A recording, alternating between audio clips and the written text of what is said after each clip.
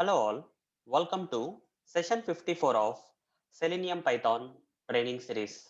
In this session, I am going to practically demonstrate one of the Selenium WebDriver commands in Python, that is find underscore element underscore by underscore id command. So let's get started. What exactly is this command? Using this command in Selenium Python, we can locate the web UI elements on the pages using id locator. Okay, if you want to locate the UI elements on the pages using the id locators in Selenium Python, then we have to use this command, guys. Now let me practically demonstrate this command for you. Let me first launch PyCharm. Here in this Python file, already some Selenium automation code is written for opening the Chrome browser and maximizing the browser window. After that, what I want to do is I want to open this application URL and then click on this button, guys. When I click on this button, you see I'm getting an alert with some text hello. Okay, if this alert is coming means this button got clicked. I want to do this. How to do that? For that, after maximizing the browser window, I want to open this application URL in the browser. I'll copy this URL, guys, and here I'll say driver dot get command. Here in the double quotes, I'll provide the application URL.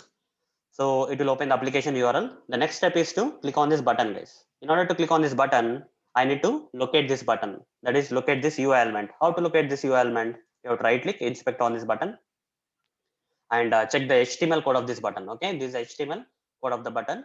It has some ID attribute, guys. That means we can locate this button using ID locator.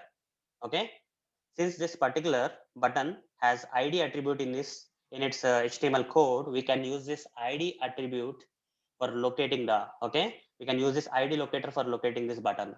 I'll copy this ID attribute value from here like this and say driver dot which command we have to use in Selenium Python, which command we have to use for locating the UI elements like buttons, etc. using the ID locator.